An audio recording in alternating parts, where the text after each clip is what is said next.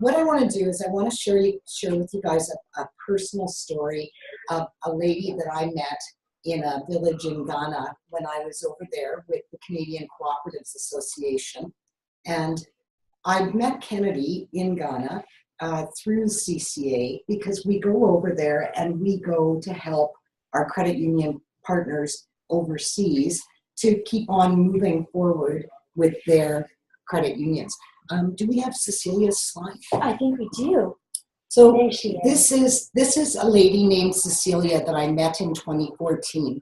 And this lady is really special for a number of reasons.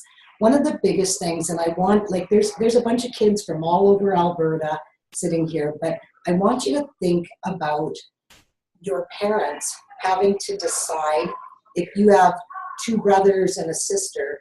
I want you to think about a parent having to decide which child is going to stay in school, because that is reality in a lot of countries that have high rates of poverty. So this is Cecilia. Cecilia has a son and she has two daughters.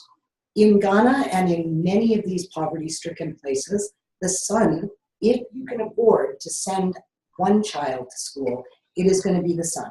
Wow. And the daughters are not going to go to school. So Cecilia started off a fish selling business in the village market.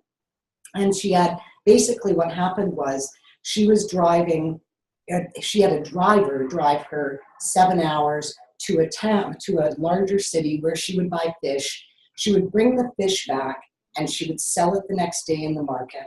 And then she would turn around and she would drive back and go back and forth. This was her daily routine. One day driving to get the fish, one day driving, wow, or one day selling in the village market. I get really passionate. Madam Cecilia went to her village credit union and she got a loan for a freezer. Now we all know, like, we have freezers and this is great, but this freezer changed her life. So basically what happened, it was a very small freezer, and I wish I had the pictures because they're tiny, tiny, tiny. But this freezer that she borrowed money from the credit union, it took her 18 months to pay back. And she only had to go buy fish every 2 days. So now she had extra time to sell her fish in the market, and it was expanding her business. So Madam Cecilia now is starting to make enough money that maybe her girls are going to stay in school. And that was so important to her. So when she finished paying off the freezer loan, the first freezer loan of the credit union, she asked them for a second freezer loan. Another 18 months, but now she didn't have to go buy fish in a major city and it would have been 3 days. She could sell in market for 3 days the amount of fish that she was able to hold in those freezers.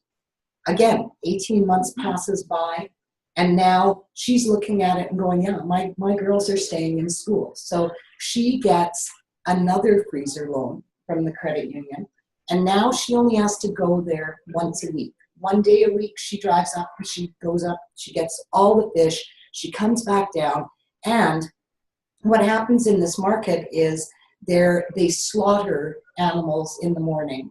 And what happens is they sell the meat over the course of the day, and any meat that is left over, they can't use again the next day because it's 40 degrees above and there's no place to put it. So Madam Cecilia now has an extra freezer that she rents to the other villagers in the marketplace. And this is making her more money as well.